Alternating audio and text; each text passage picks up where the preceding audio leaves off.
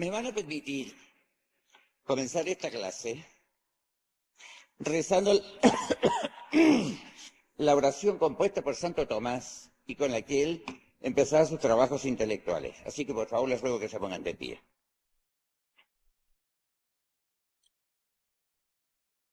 Concédenos, Dios misericordioso, que aquello que te place lo deseemos ardientemente, lo investiguemos con prudencia, lo conozcamos en verdad y lo cumplamos a la perfección para alabanza y gloria de tu nombre. Amén.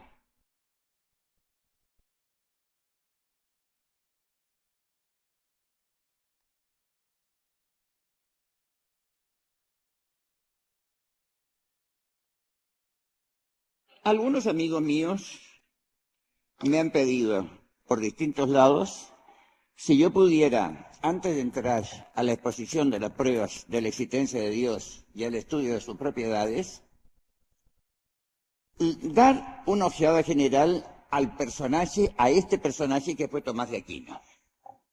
Porque generalmente, cuando se habla de Santo Tomás, se tiene la idea de un individuo desconectado de la realidad, un fraile silencioso, que no tenía ningún contacto humano, de una pasividad casi podríamos decir muelle, en el peor sentido de la palabra, y que no palpitó con ninguno de los problemas de su época. Esta visión, que es muy frecuente, es absolutamente falsa. Es una pura y simple tontería, de las muchas que se dicen en el mundo. Y por eso quiero precisamente estudiar un poco este personaje y hacer ver que la filosofía de Santo Tomás tiene una raíz viviente, una raíz que corresponde a su época.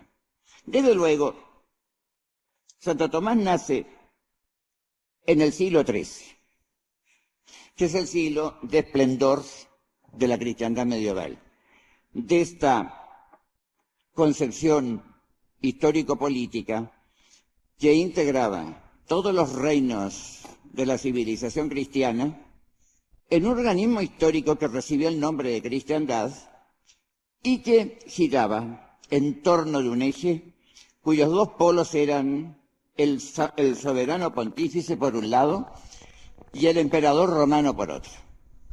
El emperador romano, el antiguo imperio romano, había quedado muy reducido en su superficie en el occidente, pero había sido fundado o restaurado más bien, por San León III, quien colocó la corona imperial en las sienes de Carlomagno, y que después fue convertido en Sacro Imperio Romano Germánico por Otón el Grande. Y desde Otón el Grande para adelante, el reino de Germania, convertido en Sacro Imperio Romano Germánico, fue como el eje de la cristiandad medieval durante varios siglos. Cuando aparece Santo Tomás en 1225, o sea, al terminar el primer cuarto del siglo XIII, todavía el Sacro Imperio Romano Germánico constituía el eje de la cristiandad. No lo iba a continuar siendo por mucho tiempo, porque las famosas luchas entre sacerdocio y el imperio habían debilitado al Sacro Imperio, porque los reyes germánicos se preocupaban más de avasallar al soberano pontífice y de las cuestiones religiosas que de las cuestiones propiamente políticas. De todas maneras, era la potencia predominante en la época. Y en ese momento aparece Santo Tomás. Y hay una circunstancia que hay que anotar. Santo Tomás estuvo vinculado a las más altas esferas sociales y políticas de su época.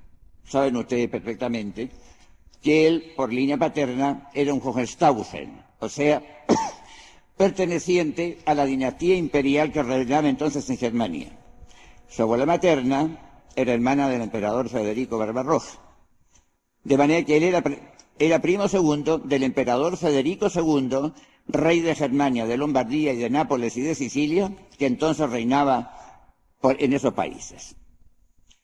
Y por eso Chesterton, cuando quiere analizar la fisonomía personal de Santo Tomás, dice que en él las cuestiones de familia eran los problemas internacionales, o tomándolo por el otro lado, que los problemas internacionales para él eran sus cuestiones de familia. porque la familia estaba realmente en un panorama absolutamente internacional. Y por eso, por el hecho mismo de que por el lado paterno es un Hohenstaufen y por el lado materno desciende de los reyes normandos de Sicilia, que estaban más aclimatados al temperamento mediterráneo y latino, por eso esta confluencia de dos razas en Santo Tomás tiene una consecuencia intelectual muy importante. Tiene desde luego la tenacidad del germano. Tiene por otro lado la claridad mental, la rapidez mental del latino. Y por eso, gracias a esta confluencia de las razas nórdicas y latinas, nos ha dejado una obra que no solamente por la calidad, sino por la cantidad, resulta realmente asombrosa en el caso de un hombre que no llegó a cumplir los 50 años, porque murió, en el mejor de los casos, de 49, porque no se sabe bien si nació en 1225 o en 1227. Lo que se sabe, que murió el 7 de marzo de 1274. Por consiguiente, su edad fluctúa desde los 47 años a los 49. En ningún caso llegó a los 50. Bueno, en ese breve lapso de tiempo, que fueron unos 20 años, porque comenzó a escribir más o menos a los 30, en ese lapso de tiempo escribe una multitud de obras que llenan en la edición Fleté de París 34 volúmenes en cuarto mayor a 2 columnas. Hay muchas cosas naturalmente ahí que están atribuidas a él, que no son propiamente de él, pero la cantidad que es genuina, desde luego, es realmente asombrosa, digo, no solamente por la calidad, sino por la cantidad. Y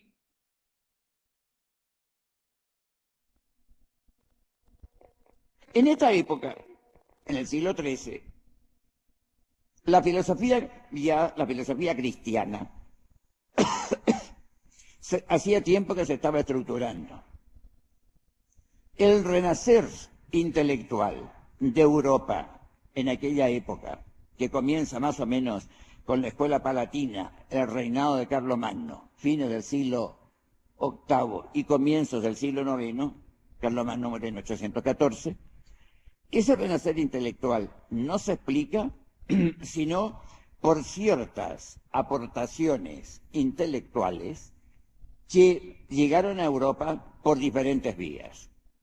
Desde luego, después de la época apostólica, en la época que se llama patrística, con los padres de la Iglesia, es indudable que el cristianismo se enfrenta hacia el dogma revelado, la dogmática cristiana, la revelación cristiana, se va a enfrentar con un pensamiento filosófico extraordinariamente desarrollado, como fue el pensamiento de los filósofos y pensadores griegos de la gran época, sobre todo Platón y Aristóteles.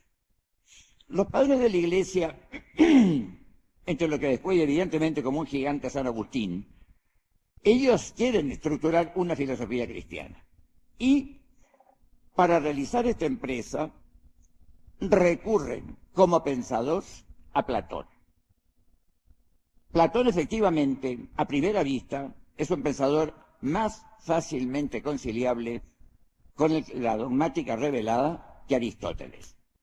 Y los padres de la Iglesia son platónicos, evidentemente que corrigiendo los desvíos de Platón, las deficiencias intelectuales que se podía notar en un pagano que no se había beneficiado con la luz de la revelación, pero que a pesar de todo era de una altura intelectual pocas veces alcanzada.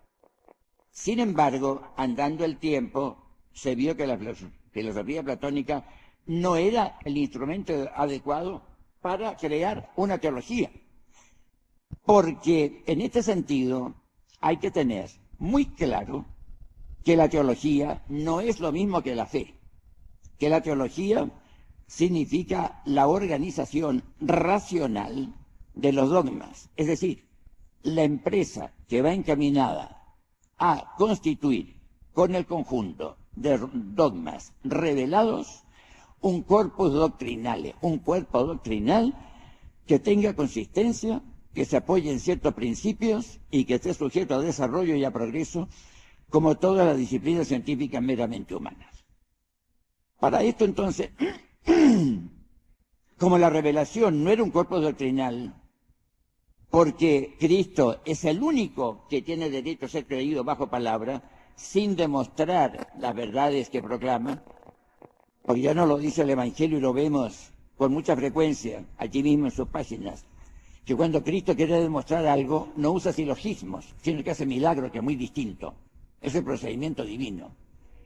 Pero este procedimiento silogístico debía ser entonces hecho por los hombres. Los pensadores humanos no inspirados debían realizar, estructurar un corpus doctrinale con los elementos, con los dogmas revelados. Cuando aparece Santo Tomás, como digo, la filosofía cristiana estaba pugnando por estructurarse. El primer intento, la primera escolástica, que es platónica, termina realmente sin pena ni gloria. Y no hay que asustarse de decir estas cosas. Pero entre tanto, había llegado a Europa la filosofía aristotélica y había llegado por una vía que realmente no ha sido destacada suficientemente por los historiadores. Llega a través de los musulmanes. Saben ustedes perfectamente cómo los musulmanes llegan a España el año 711 y conquistan rapidísimamente casi toda la península ibérica. En el año 711, después de la batalla del lago Janda o del Guadalete, que se llama. Y en España es donde se crea uno de los focos intelectuales del pensamiento aristotélico, del pensamiento árabe, perdón. El otro foco habría sido el Oriente, Damasco, Bagdad. Pero este otro foco occidental fue en la ciudad de Córdoba, capital del califato del mismo nombre. Y allí es donde comienza a cultivarse la doctrina de Aristóteles y luego pasa a las escuelas cristianas, en parte gracias a la escuela de traductores de Toledo, que había sido favorecida por los reyes de Castilla a partir de Alfonso VI. Y de allí entonces pasa a los teólogos cristianos y en el momento en que aparece Santo Tomás, resulta que Aristóteles va siendo más o menos familiar en todas las escuelas europeas. Pero naturalmente había que enfrentar, como debe enfrentarse, el conjunto de dogmas revelados con el conjunto de verdades aristotélicas adquiridas naturalmente por razón, por las solas fuerzas de la inteligencia humana, y había entonces que hacer servir este pensamiento aristotélico a la organización científica de la revelación, es decir, a la estructuración de una teología cristiana. Pero naturalmente era necesario someter este instrumento a una especie de depuración. La filosofía aristotélica, tal como había llegado en manos de los pensadores musulmanes, un Averroes, el cordobés y muchos otros, no podría servir, tal como estaba, a la organización seriamente científica de la revelación. Es decir, a la estructuración de una teología que fuera una ciencia digna de respeto. Hay que remeterla a una depuración. ¿En qué va a consistir esta depuración? En lo siguiente. Yo he dicho muchas veces en mis clases, y muchos alumnos míos que están presentes en este momento me lo han oído, algunos de ellos con cierto asombro inicial, que se ha disipado luego las explicaciones que les he dado yo, que Aristóteles estaba más cerca de Platón que de Santo Tomás. Y lo mantengo. Porque la filosofía aristotélica, más específicamente, la metafísica aristotélica, es una metafísica de tipo esencialista, no es de tipo existencial. No llamo a la metafísica de Santo Tomás metafísica existencialista, porque el término ha tenido otro significado acuñado por el uso. La llamo metafísica existencial. Es decir, la filosofía primera de Aristóteles es una filosofía primera de las esencias de las cosas. La filosofía primera de Santo Tomás es una filosofía primera del existir de las cosas, de lo más importante que tenemos nosotros, que tienen todos los entes existentes, porque nosotros, entes humanos, y todos los entes del mundo visible, y los del invisible también, pero de ello no podemos hablar ahora porque no tenemos noticia de su existencia, sino por la revelación, es una metafísica del existir de los entes existentes, porque el ente es ente porque existe, y es un ente de tal o cual especie, de la especie humana para nosotros, porque existe de una manera determinada, y esta manera determinada, en el caso nuestro, es la esencia humana, y en todos los demás seres es la esencia o naturaleza que nos inscribe en una especie determinada. Pero lo importante es el existir, lo dice el mismo Santo Tomás. Aquello que más íntimo tiene cada ser es existir, no es su esencia. Y somos entes por el existir. Somos tales o cuales entes, entes de tal o cual manera, porque tenemos una esencia que determina, que coarta este acto supremo del existir a una especie determinada. En el caso nuestro, a la especie humana. Entonces Santo Tomás va a efectuar una operación que se podría asimilar a la transposición de tonalidad que hacen los músicos. Santo Tomás transpone la metafísica aristotélica, esencialista, sustancialista, formal, no formalista, a la tonalidad existencial. El acto último para Santo Tomás es el existir. Lo importante de los entes es que existen. Después veremos cuál es su naturaleza. Lo importante es que existen. Esto es lo primero de todo y lo más importante de todo. Pero claro, este existir plantea entonces ciertos problemas que Aristóteles no se lo planteó.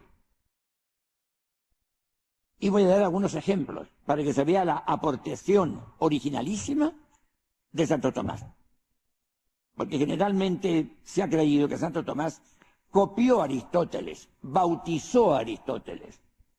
Yo recuerdo, yo fui muy amigo de un gran filósofo argentino, Nimio de Anquín, que era profesor en la Universidad de Córdoba. Y en cierta ocasión estábamos en España, en Salamanca, y estaban discutiendo precisamente sobre estas relaciones entre Santo Tomás y Aristóteles. Y alguno de los que estaba ahí dijo, con más suficiencia que acierto, que Santo Tomás no había hecho más que bautizar a Aristóteles. Y Nimio de Anquín, que era inteligentísimo, le cogió la palabra. Perfecto, dijo, siempre que al bautismo se le dé su verdadero significado, muerte del hombre viejo y nacimiento del hombre nuevo. Ahí sí, dijo. Evidente. Eso era precisamente. Una cosa absolutamente nueva. Por eso yo tengo que decir, este es mi modo de pensar, y lo mantengo ante quien sea, que yo me estoy cansando cada vez más de esto de filosofía aristotélico-tomista. Hay que hablar de la filosofía tomista, a secas, no con el prefijo aristotélico. Creo que esto es mucho más sano y mucho más exacto. De la filosofía tomista. Entonces Santo Tomás tiene que purificar, como digo, la filosofía aristotélica para que le sirva como instrumento. Porque tal como estaba salida de la mano de Aristóteles, tampoco le servía. Era menos inútil que el platonismo, porque no era nociva. Pero era inútil si no se la transponía, como digo, a la tonalidad existencial. Y la prueba está que hay ciertos problemas, ciertos que se plantearon, que se planteó Santo Tomás y que había que planteárselos, que no se los pudo plantear Aristóteles. No por culpa de él, sino se trata de méritos aquí. Se trata del valor objetivo, que es muy distinto. De los méritos nada más que Dios.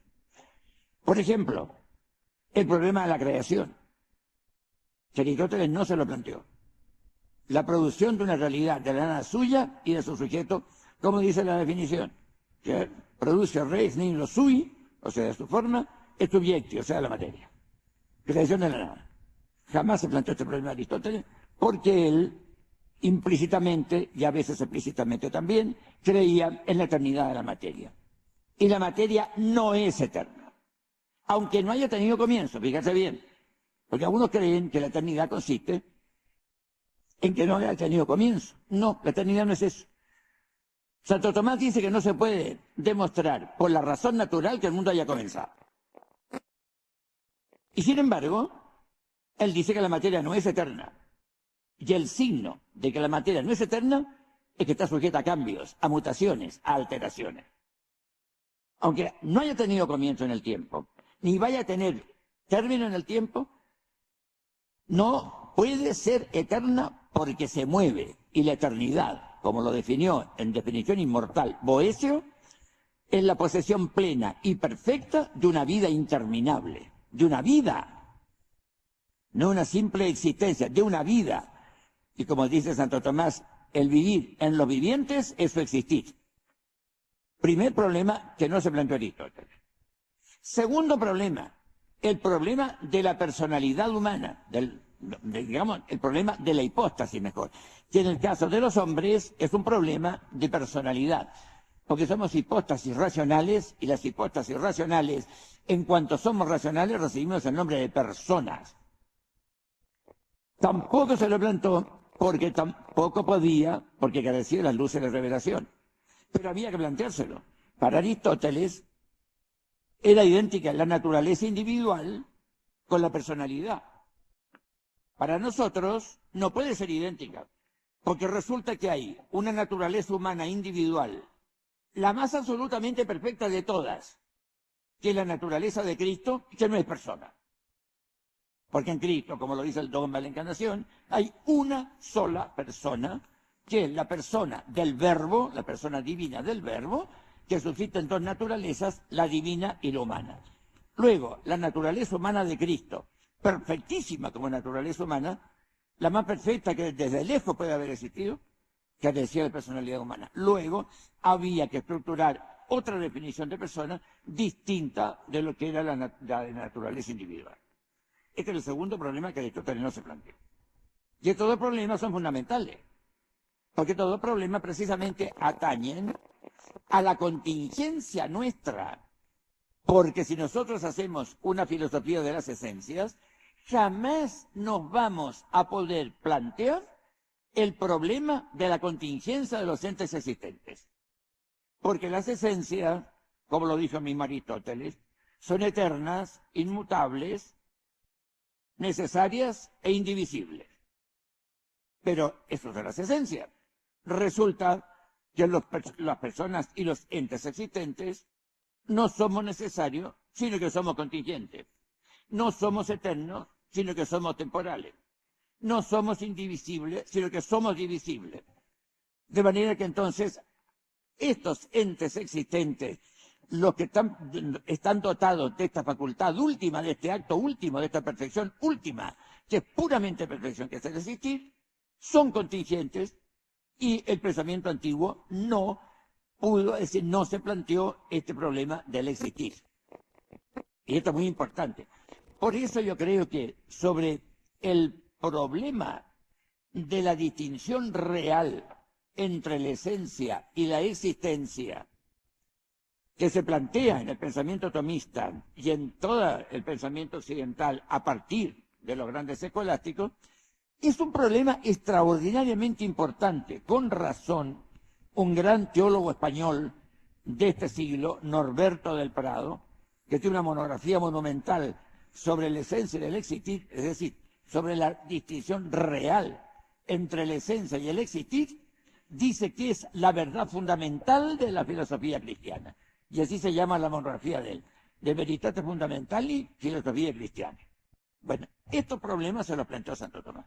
Como ven ustedes, el problema importantísimo, el problema de la personalidad humana, el problema de la distinción real entre la esencia y el existir, y el problema de la creación, estos problemas fundamentales son la base inconmovible del pensamiento tomista, de lo cual Aristóteles no tuvo ninguna sospecha. Vuelvo a decir que no significa enrostrar a Aristóteles esto, ni mucho menos vituperarlo. Se dirá que no tenía la luz de la revelación, evidente, pero como también he hecho yo en mi clase muchas veces la comparación, es mejor subir una cuesta de día que de noche, y se sube mejor. No es porque la luz dé fuerzas, la luz ilumina, pero no da fuerzas. Eso fue lo que hizo la luz de la revelación con Santo Tomás. Lo iluminó, pero no le dio fuerza. Él empleó las fuerzas naturales de su inteligencia humana. Y es curioso, porque precisamente antes de él no estaban bien delimitadas las fronteras entre el saber puramente humano y el saber teológico.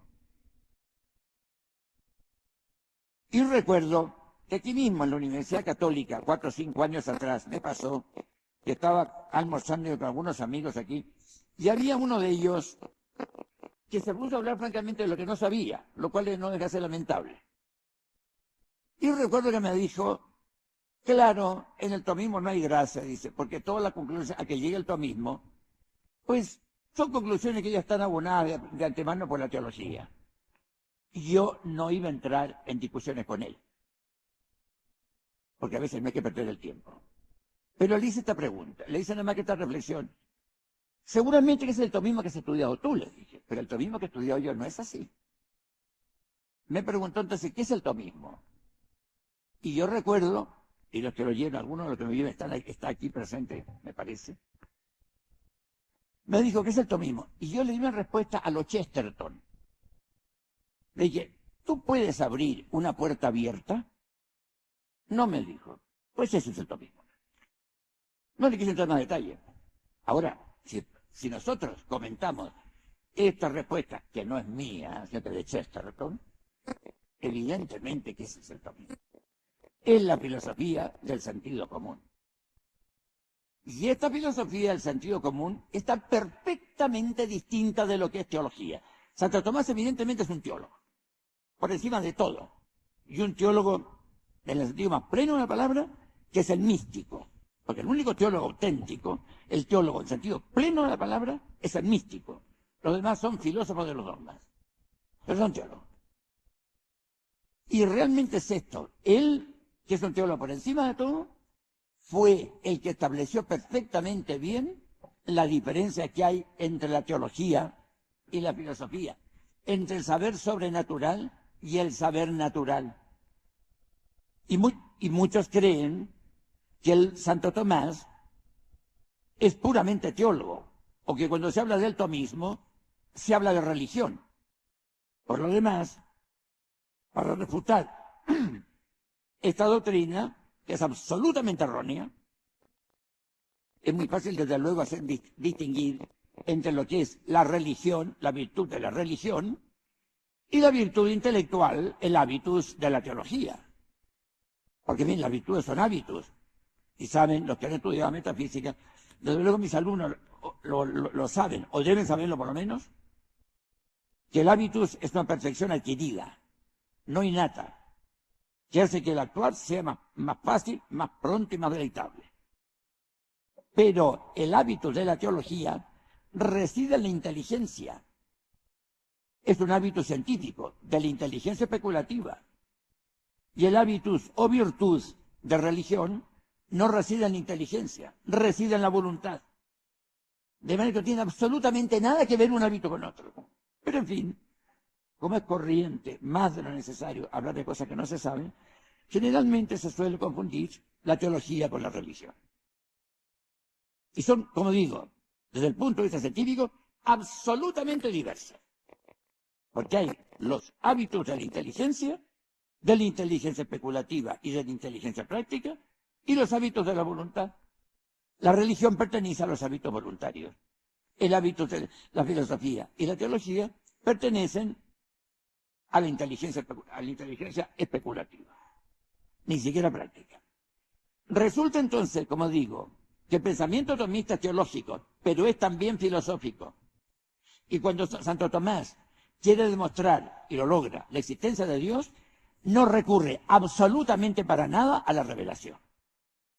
Basta abrir las páginas de la Suma Teológica o de la Suma contra Gentes para darse cuenta del cuidado, del esmero con que Santo Tomás va actuando en el sentido de demostrar la existencia de Dios.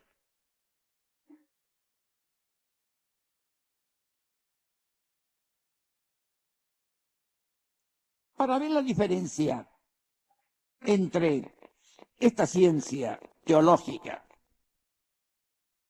y la ciencia filosófica,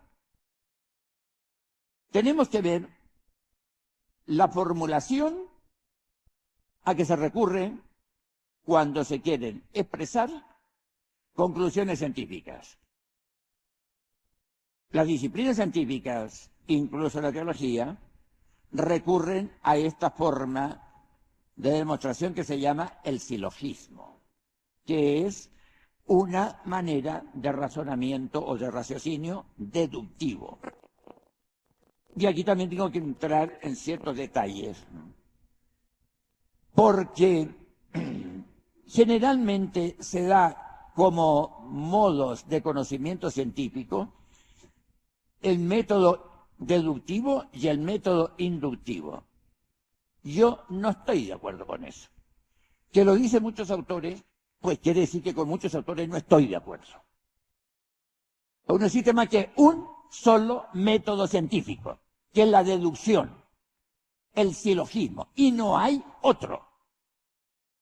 La inducción es un método precientífico. Por la inducción nosotros obtenemos los primeros principios de los cuales debe partir toda ciencia.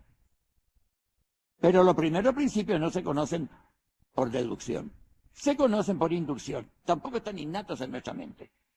Lo de las ideas innatas es pura quimera.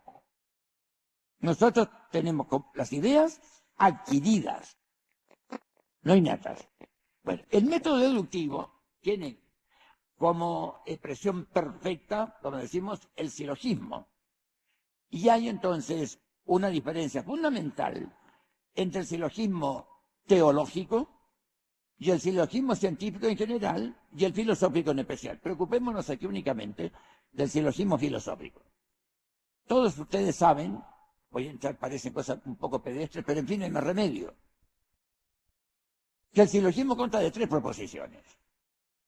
Las 2 primeras, que llevan el nombre de premisas, en la polémica ecológica se conocían con el nombre de antecedente. La proposición tercera, que lleva el nombre de conclusión, en las discusiones escolásticas se conocía el nombre de consecuente. Y la relación entre el antecedente, o sea, las 2 premisas, y el consecuente, o sea, la conclusión, se llamaba consecuencia. En el silogismo filosófico, las 2, es decir, las 3 proposiciones, pero basta con ni siquiera las 2 primeras, nada más, las 2 premisas, son de razón natural. La revelación no tiene absolutamente nada que ver ahí. Y naturalmente, en este silogismo hay que cumplir todas las condiciones, esas normas que dio Aristóteles, el fundador de la lógica. Las 8 normas del silogismo, de las cuales 4 se refieren a los términos y las otras 4 a las proposiciones. No es el caso de mencionarlas aquí, porque no quiero hacerles a vosotros la injuria de que no las conocen. El silogismo teológico es de distinta naturaleza. Una de las proposiciones, una de las premisas, la premisa mayor, es revelada. Fíjate bien en esto. Es revelada. La premisa menor es de razón natural. Y la conclusión, en este silogismo, como en todos, debe seguir a la parte más débil. Esa es una de las normas del silogismo. La conclusión sigue a la parte más débil. Si de las 2 premisas una es afirmativa y otra negativa, la conclusión será negativa. Y si de las 2 premisas una es universal y la otra es particular, la conclusión será particular. Pues aquí podemos aplicar mediante el método de la analogía a la condición de la premisa del silogismo teológico el mismo método. Hay una premisa revelada, un dogma, y hay una premisa de razón natural. Entonces, la conclusión seguirá a la parte más débil, que es la razón natural. Entonces, en el silogismo teológico, a pesar de que hay una premisa revelada, que es la mayor, la conclusión va a ser de razón natural. Pero no nos olvidemos que cuando una proposición teológica, de razón natural, es asumida por una proposición teológica, participa en algo de la naturaleza de la proposición mayor. Algo semejante a lo que ocurre con la causalidad instrumental en manos de la causalidad eficiente principal. Es evidente que el arco de violín tiene una doble causalidad. Una causalidad que le es propia y otra causalidad que le adviene como instrumento por el que la toca. Y el sonido del violín, que es un jazz a hi-hats, por ejemplo, evidentemente que tendrá como causa principal a este violinista maravilloso y como causa instrumental el arco del violín de Stradivario que manejaba Haydn. De la misma manera podemos decir aquí también que la proposición natural es en cierta manera como asumida por la proposición revelada. Y entonces la conclusión será formalmente de razón natural porque sigue a la parte más débil. Pero será virtualmente revelada. No formalmente revelada, pero sí virtualmente revelada. Es decir, encerrará dentro de sí una virtualidad, una capacidad, una posibilidad que la puede hacer objeto de revelación y convertir en dogma. Y voy a dar aquí un ejemplo muy sencillo de silogismo teológico para que vean ustedes lo que puede ser la conclusión. Muy sencillo el ejemplo. Proposición revelada.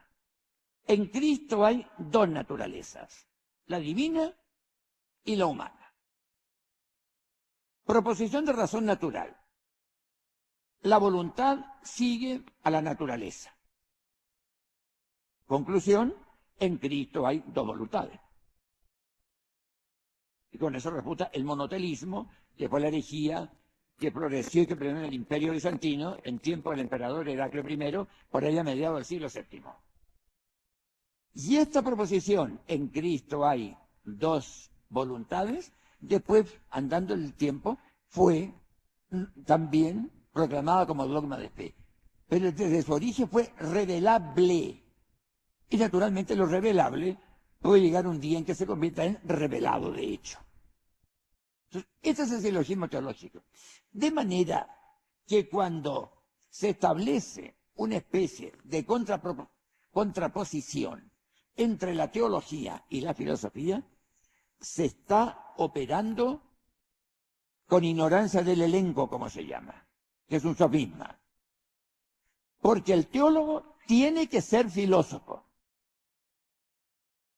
Así que no es que se contrapongan entre sí. Puede ser que haya ciertos tipos de teología que se contraponen a la filosofía, pero en ese caso, ese tipo de teología no merece que nos detengamos ni siquiera 2 segundos. Se habla de la auténtica teología, que es la organización científica de la revelación. Y esto evidentemente que se efectúa necesariamente con recurso a la filosofía. Pero es evidente, y aquí viene la labor original de Santo Tomás también, es evidente que el instrumento será de mayor categoría cuanto más perfecto sea, cuanto esté más plenamente entificado en sí.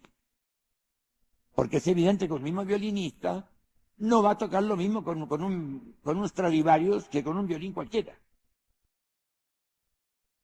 Que el instrumento tiene su causalidad evidente, pero que también es importante que esté en manos del que lo maneja y el que lo maneja también tenga categoría. Y esto fue lo que hizo Santo Tomás, afinar el instrumento sin absolutamente ninguna preocupación de ajustarse o no a la revelación.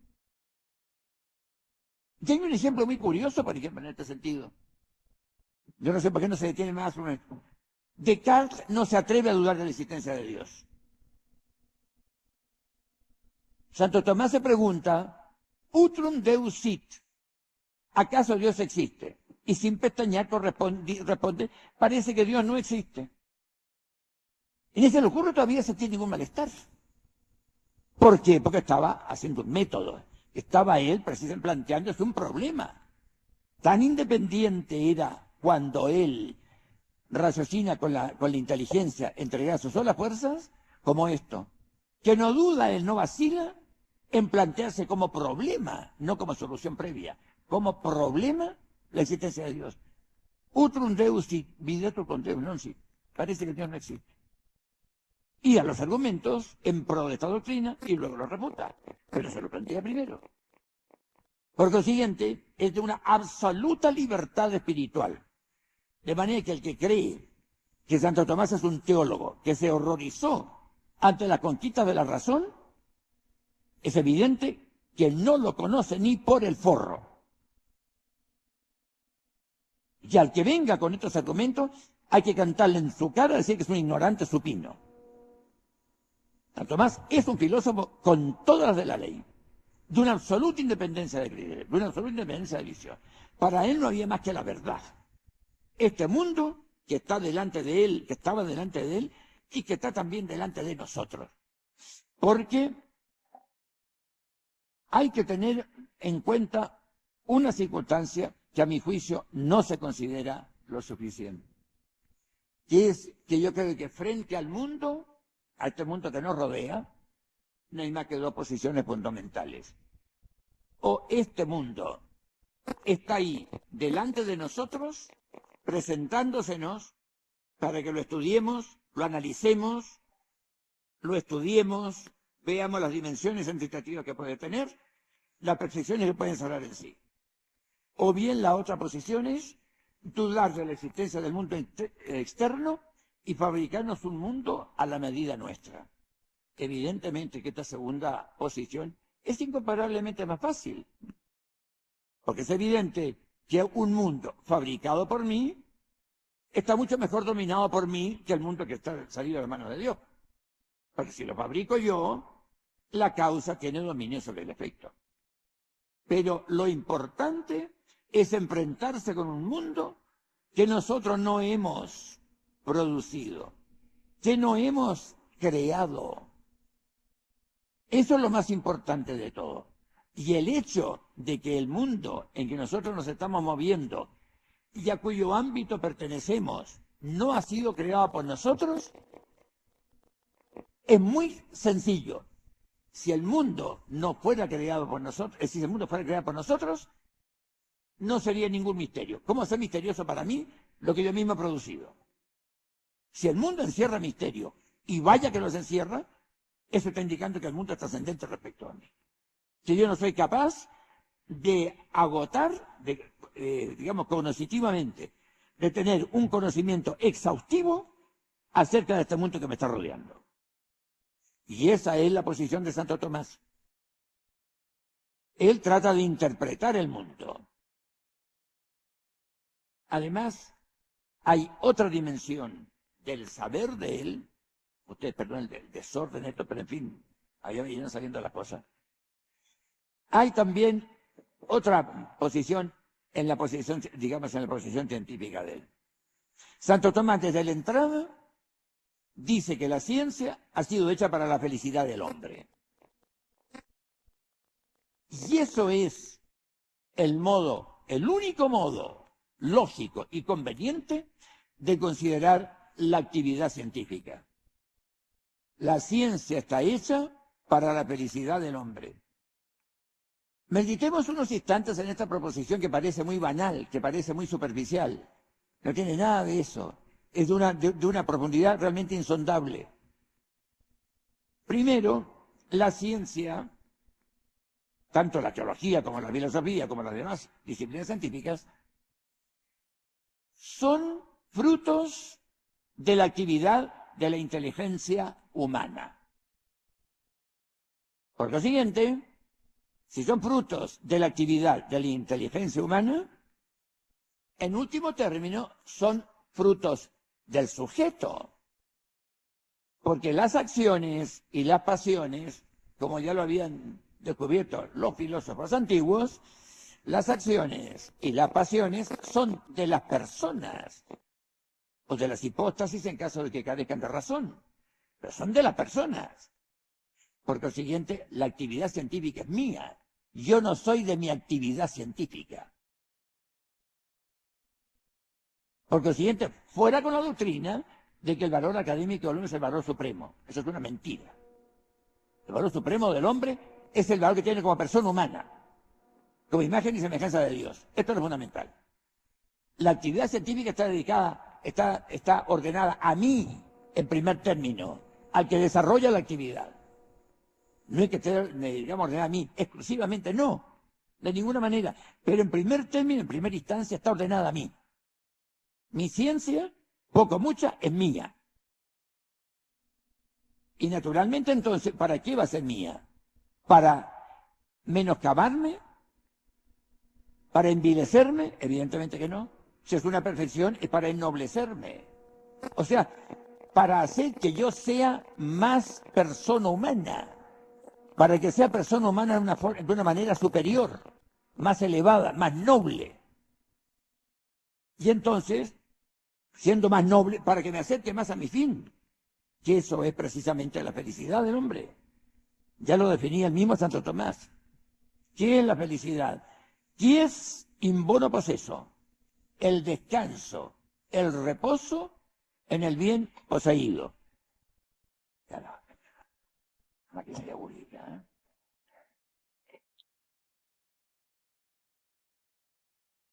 El descanso en el bien poseído, esa es la felicidad. Y como yo tengo que ordenarme a mi fin, y en cuanto me ordeno a mi fin, me ordeno al bien supremo, la ciencia está hecha para eso, para que yo pueda, contribuye a que yo pueda poseer el bien, acercarme a mi fin y unirme con él, como el efecto se une a su causa, como la criatura se une a su creador.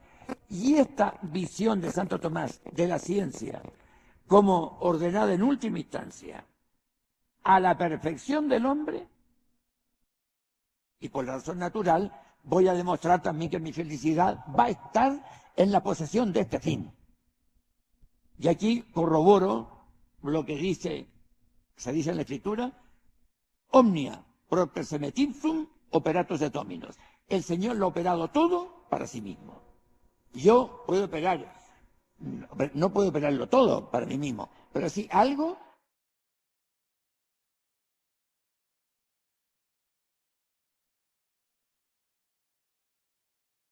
Yo puedo operar, no puedo operarlo todo para mí mismo, pero sí algo para mí mismo en primera instancia. Pero en instancia definitiva, someterlo todo a Dios. Y aquí también es bueno aducir, poner en paralelo con esta conclusión, el texto de San Pablo, cuando establece la jerarquía entre los seres: omnia vestra sunt, vos autem Christi, Christus autem Dei. Todas las cosas son vuestras. Vosotros sois de Cristo y Cristo es de Dios. Y esa es la visión auténtica de la ciencia. Y entonces aquí queda, en cierta manera, resuelto un problema que se ha planteado en las últimas décadas. Hoy día se habla de décadas, están de moda las décadas hoy día. Antes hablaba de los años, hoy día se habla de décadas. Tal vez será algún resabio de los revolucionarios del 89 que hablan de décadas. Monsieur Marat o Monsieur Robespierre, cualquiera de ellos. Bueno, se habló del problema de la filosofía cristiana. ¿Existe o no existe la filosofía cristiana? Y aquí está planteado precisamente por estas relaciones entre la filosofía y la teología. Porque parece que entre la filosofía, cuya forma silogística es puramente natural, y la teología, cuya fórmula silogística es mixta de sobrenaturalidad y naturalidad, parecería que no queda hueco para la filosofía cristiana. Y en realidad así es, no queda hueco. Pero sin embargo, hay que precisar en qué sentido se puede hablar de filosofía cristiana. La primera cualidad de la filosofía es que sea filosófica. Y en esto no hay discusión ninguna. Como la primera cualidad de la teología es que sea teológica. Y la de la economía es que sea económica. ¿En qué sentido entonces se puede hablar de una filosofía cristiana? ¿La filosofía de Santo Tomás es cristiana o no es cristiana? Se puede hablar en un sentido, por decirlo así, material, que no se tome este calificativo de material en el sentido vulgar y corriente de la materia visible, sino en el sentido de potencialidad. En filosofía, la materia es un género de potencia, por oposición a la forma, que es un género de acto. Existe la filosofía cristiana por parte del sujeto que filosofa y por parte también del objeto material de la filosofía, no del objeto formal.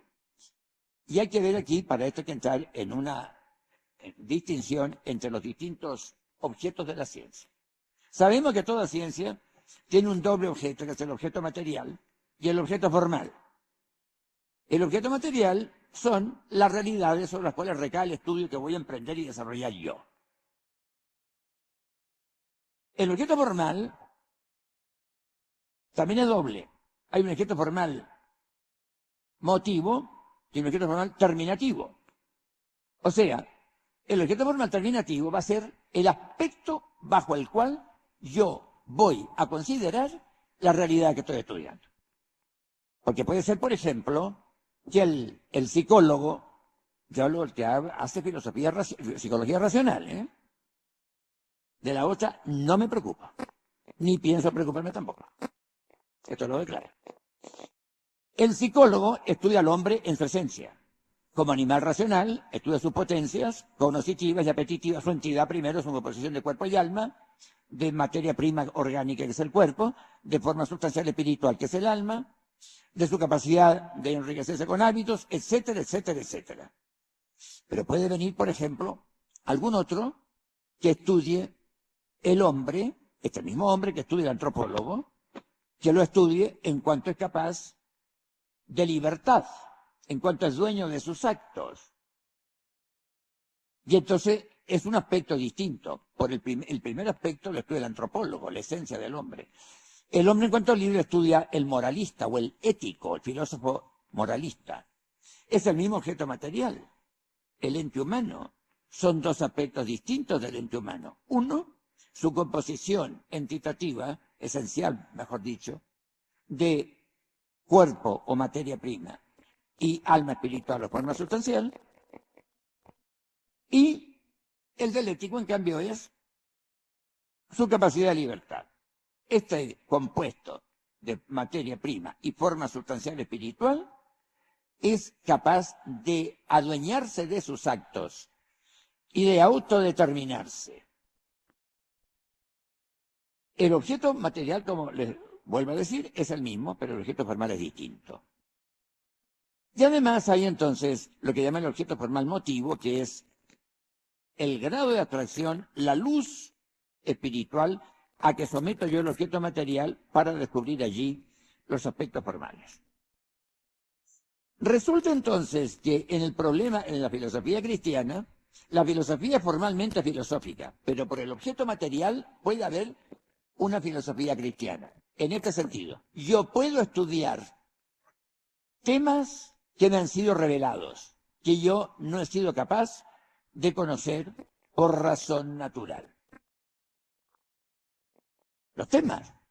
Pero no los voy a estudiar en cuanto revelados. No voy yo a recurrir a los datos de la revelación o a la luz de la revelación, que es el ámbito de la fe. No. Yo los voy a estudiar con mis solas fuerzas naturales. Entonces yo puedo estudiar filosóficamente una verdad revelada, y esto lo hacemos una filosofía cristiana. Formalmente, esta actividad filosófica es filosófica, pero materialmente es cristiana. ¿Por qué? Porque los dogmas, las verdades que superan mi inteligencia humana, yo no las puedo conocer con las solas fuerzas de la inteligencia humana, porque sea una contradicción adyecto. Conocer yo con mis solas fuerzas intelectuales algo que supera mis fuerzas intelectuales. Por otro lado, hay una filosofía cristiana por parte del sujeto,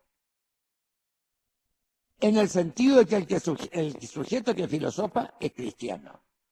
Y ahí hay una aportación, no un aporte, la palabra es aportación, una aportación subjetiva del cristianismo. Porque evidentemente que el que filosofa, siendo un cristiano, no solamente en teoría, sino en práctica, puede filosofar con muchísimo más libertad. ¿Por qué? Porque precisamente una de las condiciones que requiere el intelectual auténtico es que sus pasiones estén en paz, en que la razón inferior esté sometida a la razón superior, en que la razón inferior no venga a obstaculizar la razón superior. Por algo, Santa Teresa de Jesús hablaba de la imaginación como de la loca de la casa, porque estorba la actividad intelectual. Y esa es otra de las grandes aportaciones del cristianismo, es decir, del estado de gracia en buenas cuentas, para poder filosofar en paz. Porque evidentemente la inteligencia será muchísimo más eficaz manejada por un sujeto que está en paz que por un sujeto que es subjetivamente turbulento, en que sus pasiones no están bien organizadas. Y estas dos son las aportaciones que puede dar el cristianismo a la actividad filosófica o a la filosofía. Una por parte del objeto, dándole noticias. Lo que hace, por ejemplo, en la materia, como acabo de decir al principio de esta charla, respecto a la naturaleza individual y su identidad o diversidad de la persona. Para Aristóteles eran una sola y misma cosa. Para un pensador cristiano no pueden ser la misma cosa, porque vuelvo a insistir en que la naturaleza humana más perfecta que la de Cristo careció de personalidad. Ahí tiene un caso de filosofía cristiana. Y ese Santo Tomás es precisamente el que resuelve este problema de la filosofía cristiana. Es decir, porque él fue un santo y además un místico. Esto lo vamos a ver enseguida también.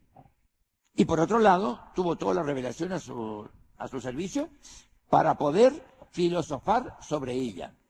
Y de hecho, hay algunos tratados de la Suma Teológica, por ejemplo, que son portentosos, el tratado de los ángeles, en que ahí todo es revelado, pero es un estudio filosófico sobre los ángeles.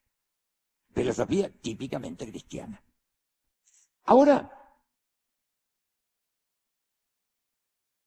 hay otro problema que ventilar también en el caso de Santo Tomás. ¿Qué es lo que se llama un teólogo? Porque se habla mucho de teología, a diestra y a siniestra, más a siniestra que a diestra, desgraciadamente. Pero no se sabe a punto fijo en qué consiste la teología. Como digo, es el habitus, empleo la palabra habitus en latín, porque al emplear la palabra hábito se puede referir a este hábito, al hábito predicamental. Y se trata del hábito cualitativo, de la primera especie de cualidad. Este hábito de la teología constituye una especie de término medio entre el hábito de la fe y el hábito de la ciencia. Porque el hábito de la fe es esa disposición adquirida, la virtud, que es un hábitus operativo de lo bueno, así se define la virtud, habitus operativus boni, porque es la virtud que me hace aceptar a mí las verdades reveladas. No porque me gusten, mejor que me gusten, naturalmente, pero no es por eso por la que las acepto yo, ni porque, según decían algunos librajos por ahí de apologética se estudian antes, porque favorece la cultura, sino porque Dios los ha revelado. Este es el hábito de la fe. Yo acepto una verdad, me guste o no me guste, favorezca o no favorezca la cultura, porque Dios la ha revelado. Es la verdad absoluta, que no puede equivocarse, y porque siempre yo digo amén. Este es el hábito de la fe. El hábito de la ciencia es el hábito por el cual yo acepto una verdad en fuerza de la demostración que he hecho yo. Porque si la acepto porque otro la ha demostrado, también es fe humana, en la cual es muy fácil fallar, no en la fe divina. Pero el hábitus de la teología es el hábitus por el cual yo constituyo, es decir, de los dogmas revelados o de algún dogma revelado, conjugado con una proposición de razón natural, y yo deduzco una conclusión. Y de esta conjugación de las dos premisas, de que hemos hablado hace un momento, yo entonces establezco una conclusión que no es puramente de razón natural, que no es formalmente revelada por otro lado, pero que sí es revelable. Es posible que algún día, llegada la circunstancia que lo estime el magisterio de la Iglesia, pueda ser revelada. Y aquí tenemos los tres hábitos el hábito de la fe, de las verdades revelables, el hábito de la teología, la virtud de la fe, de las verdades reveladas. Es una tontería ese momento. Ahora digo bien. La virtud de la teología, el hábito de la teología, que de las verdades revelables, y luego los hábitos científicos son de las verdades de razón natural. Ahora, ¿cuál es la forma superior del teólogo? Evidentemente que la forma superior del teólogo es la del místico, de ese ente tan ridiculizado por los incomprensibles y por los ignorantes. Esta es la forma más alta del teólogo. Es decir, no solamente conocer de manera especulativa las verdades reveladas y conjugarlas con las verdades de razón natural, sino vivirlas, vivir los dogmas revelados. No solamente conocerlos especulativamente para poder conjugarlos, sino vivirlos. Y al vivirlos se conjugan mejor todavía con las razones, con la verdad de razón natural. Claro, si no, no es un obstáculo.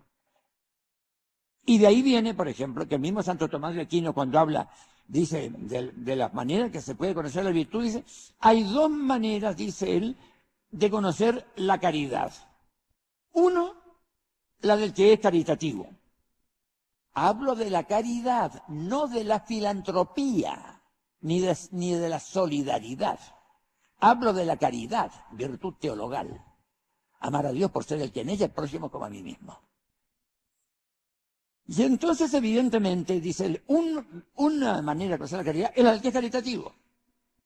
La otra, la del que tiene una doctrina perfecta sobre la caridad, pero queda la casualidad que no es caritativo. Y es evidente que el que vive un dogma lo puede conocer mucho mejor que el que simplemente lo conoce por documentación o por información. Ahora, una cosa no quita la otra, evidentemente. Y de hecho, los grandes teólogos y los grandes santos han conocido así los dogmas. Había un gran teólogo español del siglo XVI, contemporáneo de Santa Teresa de Jesús, quien se refería a sí misma diciendo que era una mujer ignorante. Había que entenderla, claro. Que él decía, preferiría tener que discutir con todos los teólogos del mundo antes que con la Madre Teresa. Y ella, refiriéndose a grandes teólogos de aquella época, ella también lo calificaba muy bien. Por ejemplo, de Domingo Báñez, que es uno de los grandes teólogos de la Iglesia, que fue un factor decisivo en la instalación de la reforma del Carmelo en España. Él siempre, cuando le escribía, lo llamaba a Fray Domingo Báñez, gran siervo de Dios, mi Señor, decía él. Es decir, el teólogo tiene que ser un siervo de Dios, aunque no esté canonizado, no importa. La canonización no constituye la santidad, es la proclamación de una santidad ya existente. Y esa es la forma más elevada del teólogo. Conocimiento de los dogmas, sí. Pero además del conocimiento conceptual, noticioso, especulativo, el conocimiento práctico, experimental, lo que se llama hoy día la vivencia de los dogmas. Y de ahí viene precisamente esa extraordinaria claridad mental de Santo Tomás de Aquino, que el hombre tenía una información fabulosa, porque dicen sus biógrafos, sus contemporáneos, que le bastaba leer una sola vez un libro para que ese libro se le quedara de memoria entero, lo cual era un singular ahorro de trabajo y de tiempo. Así era. Y al mismo tiempo vivió esos dogmas. Y de ahí viene precisamente la característica de su doctrina, y de ahí viene la tranquilidad con que pone, no digo en duda, pero sí en duda metódica, por método, por procedimiento científico por especulación, la existencia de Dios. Y esto precisamente es lo que vamos a tratar en la próxima charla de las pruebas, la demostración de la existencia de Dios de Santo Tomás de Aquino. Voy a anticipar algunas circunstancias, evidentemente. Voy a parecer exagerado. No me da cuidado, no es la primera vez. Ya estoy acostumbrado. Son las únicas pruebas que demuestran. No hay otra fuera de esta. Y luego son 5 pruebas, porque no pueden ser más de 5 ni menos de 5. Estas cosas son las que vamos a demostrar en la clase próxima, que según entiendo va a ser el martes próximo, el martes 24 de agosto. Y por el momento lo vamos a dejar aquí porque mi garganta ya no da más. Así que me despido de ustedes agradeciéndoles la paciencia con que me han escuchado hasta el martes próximo.